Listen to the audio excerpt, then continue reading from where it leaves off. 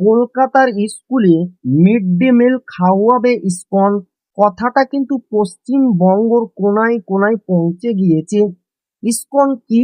সেটি হচ্ছে প্রাইভেট একটি সংস্থা এবং কলকাতার স্কুল যে সরকারিগুলো রয়েছে তাদের কিন্তু খাওয়ানোর দায়িত্ব ইসকনকে দেওয়া হবে এবং তারা কিন্তু বলে দিয়েছে তাদের মিড ডে মিলে ডিম থাকবে না।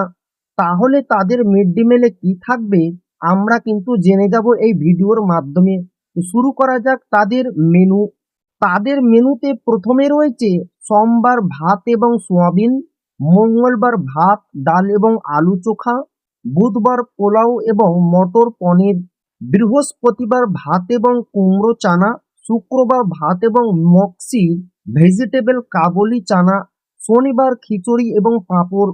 এই খাবারগুলো হচ্ছে পুষ্টিকর খাবার, যেটা কিন্তু বাচ্চাদের দেওয়া অত্যন্ত গুরুত্বপূর্ণ, যেটা ইসকন পালন করবে মিড ডে মিলের মাধ্যমে।